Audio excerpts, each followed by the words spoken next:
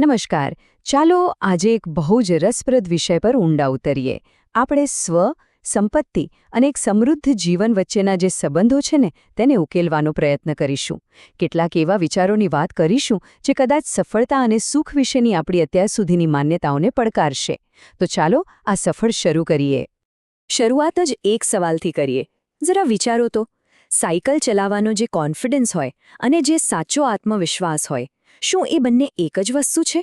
આપણે ઘણીવાર આ શબ્દોનો ઉપયોગ એકબીજાના બદલે કરી નાખીએ છીએ, ખરું ને? પણ શું આપણે કોઈ બહુ મોટો અને મહત્વનો તફાવત ચૂકી રહ્યા છીએ? આજે આ જ તફાવતને બરાબર સમજવાનો છે. તો આપણી આજની આ ચર્ચા મુખ્યત્વે 4 ભાગમાં વહેંચાયેલી રહેશે. પહેલાં આપણે વિશ્વાસ અને આત્મવિશ્વાસ વચ્ચેનો ભેદ સમજીશું. પછી સમૃદ્ધિનો એક ગજબનો વિરોધાભાસ છે, એના પર વાત કરીશું.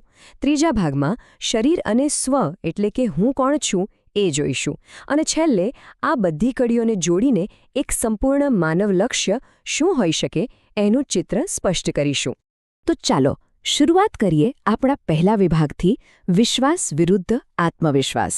આ બંને શબ્દો આમ તો સરખા લાગે, પણ એની પાછળની જે આખી પ્રક્રિયા છે ને એને સમજવા માટે આપણે એક એવું ઉદાહરણ લઈશું જે લગભગ આપણા બધાના અનુભવમાં હશે. યાદ કરો એ દિવસો જ્યારે પહેલીવાર સાયકલ ચલાવતા શીખ્યા હતા. શરૂઆતમાં શું કર્યું? પહેલાં તો એ મશીનને સમજવાનો પ્રયત્ન કર્યો કે ભાઈ આ પેડલ છે, આ બ્રેક છે, આ સ્ટિયરિંગ છે. પછી ખબર પણ ન પડી અને આપણે ભૌતિકશાસ્ત્રના નિયમો સાથે કુસ્તી કરી રહ્યા હતા. ગુરુત્વાકર્ષણ, ગતિ અને ખાસ કરીને સંતુલન. કેટલીય વાર પડ્યા, પાછા ઊભા થયા અને સતત પ્રેક્ટિસ પછી એક દિવસ એવો આવ્યો કે બધું જ એકદમ સહેજ બની ગયું. હવે સાયકલ ચલાવતી વખતે વિચારવું પણ નથી પડતું. આ 4 પગલાંની પ્રક્રિયા લગભગ દરેક બાહ્ય કૌશલ્ય શીખવા માટે લાગુ પડે છે. અને અહીં જ ખરી વાત સામે આવે છે. જે આપણે સાયકલ ચલાવીને મેળવ્યું એ છે કૌશલ્ય, આત્મવિશ્વાસ. એ કોઈ એક ચોક્કસ કામ કે સ્કિલ પર આધાર રાખે છે. પણ જે જમણી બાજુ છે એ છે સાચો આત્મવિશ્વાસ. આ કોઈ બહારની વસ્તુ શીખવાથી નથી આવતો, પણ સ્વની આંતરિક સમજ પર આધાર રાખે છે. એટલે કે પોતાની અંદરની બ્રેક ક્યારે મારવી અને જીવનનું સ્ટિયરિંગ કઈ દિશામાં ફેરવવું એની સમજ. આ કોઈ એક કામ પૂરતું મર્યાદિત નથી, આ તો સાર્વત્રિક છે. તો આ આખા વિભાગનો સાર બસ આ એક વાક્યમાં છે. સાયકલને સમજવાથી સાયકલ ચલાવવાનો આત્મવિશ્વાસ આવે છે. એવી જ રીતે સ્વને એટલે કે પોતાની જાતને સમજવાથી સાચો આત્મવિશ્વાસ આવે છે. જો આપણે આપણી પોતાની અંદરની સિસ્ટમને જ નહીં સમજીએ તો જીવનમાં સાચું સંતુલન અને આત્મવિશ્વાસ ક્યારેય નહીં મેળવી શકીએ. હવે જ્યારે આપણે આંતરિક સમજનું મહત્ત્વ જોયું, તો ચાલો આ જ સિદ્ધાંતને જીવનના એક બીજા બહુ મોટા પાસા પર લગાવીને જોઈએ. પૈસા, સંપત્તિ અને સમૃદ્ધિ. શું ધનવાન હોવું અને સમૃદ્ધ હોવું એ એક જ વાત છે? ચાલો આ રસપ્રદ વિરોધાભાસની ઊંડાણમાં જઈએ. પણ આગળ વધીએ એ પહેલાં સમૃદ્ધિ શબ્દનો અર્થ બરાબર સમજી લઈએ. સમૃદ્ધિ એટલે ઢગલાબંધ ભૌતિક વસ્તુઓ ભેગી કરવી એવું બિલકુલ નથી.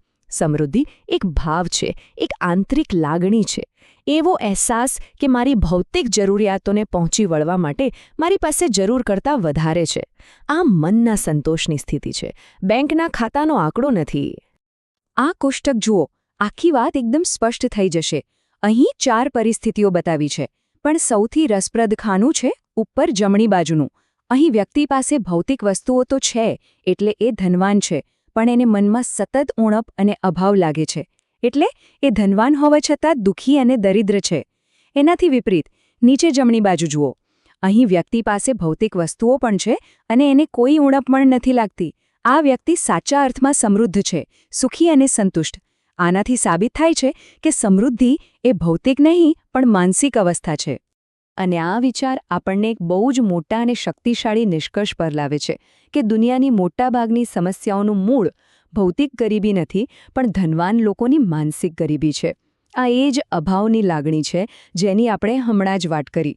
જ્યારે જે લોકો પાસે પૂરતું છે તેઓ પણ વધુની દોડમાં લાગેલા રહે છે, ત્યારે જ સમાજ અને પ્રકૃતિનું સંતુલન ખોરવાય છે. આ બધી ચર્ચા એક ખૂબ જ મૂળભૂત અને ઊંડા પ્રશ્નને જન્મ આપે છે. જો કોઈ ભૌતિક રીતે ધનવાન હોવા છતાં માનસિક રીતે ગરીબ અનુભવી શકે, તો આ અનુભવ કરનાર કોણ છે? આ હું કોણ છે જે કહે છે મારું શરીર, જાણે કે શરીર અને હું બે અલગ વસ્તુઓ હોય? ચાલો ત્રીજા વિભાગમાં આની જ તપાસ કરીએ. ચાલો એકદમ સાદા સવાલથી શરૂઆત કરીએ. જ્યારે આપણે કહીએ મને ભૂખ લાગી છે, તો આ ભૂખ કોને લાગે છે? શું એ શરીર છે જેને ખોરાકની, ઊર્જાની જરૂર છે, કે પછી એ સ્વ એટલે કે હું છે જે આ ભૂખની સંવેદનાનો અનુભવ કરી રહ્યું છે? હવે આ તર્કને એના અંતિમ બિંદુ સુધી લઈ જઈએ. મૃત્યુ પછી શું થાય છે? શરીર તો ત્યાં જ હોય છે, પણ શું એ શરીરને કોઈ ભૂખ લાગે છે? કોઈ ઈચ્છા થાય છે? ના. આ એકદમ સ્પષ્ટ કરી દે છે કે શરીર તો માત્ર એક સાધન છે, જે ઈચ્છાઓ, જરૂરિયાતો અને લાગણીઓનો અનુભવ કરનાર તત્વ છે, જેને આપણે સ્વ અથવા જીવન કહી શકીએ, એ શરીરથી અલગ છે. તો આ તફાવત બરાબર સમજી લઈએ. શરીરને ભૌતિક વસ્તુઓની જરૂર છે, ખોરાક, કપડાં, મકાન, અને આ જરૂરિયાતો મર્યાદિત છે. એક હદ પછી એ પૂરી થઈ જાય. પણ સ્વની જરૂરિયાતો અલગ છે. એને સન્માન, વિશ્વાસ, સુખ જેવા ભાવની જરૂર છે. અને આ જરૂરિયાતો નિરંતર છે, એ ક્યારેય પૂરી નથી થતી. આ એવી વસ્તુઓ છે જે પૈસાથી ખરીદી શકાતી નથી. અને હવે આપણે આપણા અંતિમ અને સૌથી મહત્વપૂર્ણ વિભાગ પર આવી પહોંચ્યા છીએ. અત્યાર સુધી આપણે જે અલગ અલગ કડીઓ જોઈ, આત્મવિશ્વાસ, સમૃદ્ધિ અને સ્વનું સાચું સ્વરૂપ, એ બધી હવે એક સાથે મળીને એક સંપૂર્ણ, એક ભવ્ય ચિત્ર કેવી રીતે બનાવે છે તે અહીં સમજીશું. આ પ્રવાહ જુઓ, કેટલો સુંદર અને તાર્કિક છે. બધી શરૂઆત કેન્દ્રમાં રહેલી વ્યક્તિથી થાય છે. જ્યારે એક વ્યક્તિમાં સાચો આત્મવિશ્વાસ આવે છે, ત્યારે તે પોતાના પરિવારને સમૃદ્ધ બનાવી શકે છે, ભાવથી, સમજથી. આવા સમૃદ્ધ પરિવારો ભેગા મળીને એક નિર્ભય, ભયમુક્ત સમાજનું નિર્માણ કરે છે. અને આવો જ સમાજ પ્રકૃતિ સાથે સુમેળમાં, સંતુલનમાં જીવી શકે છે. આ બધું જ એકબીજા સાથે અતૂટ રીતે જોડાયેલું છે. તો આ સમગ્ર વિશ્લેષણનો અંતિમ અને સૌથી નિર્ણાયક મુદ્દો એ છે કે આને જ પૂર્ણ માનવ લક્ષ્ય કહેવામાં આવ્યું છે. વ્યક્તિ, પરિવાર, સમાજ અને પ્રકૃતિ, આ ચારેય સ્તરે સુમેળ સાધવો એ કોઈ અલગ અલગ લક્ષ્યો નથી. આ તો એક જ અખંડ લક્ષ્ય છે.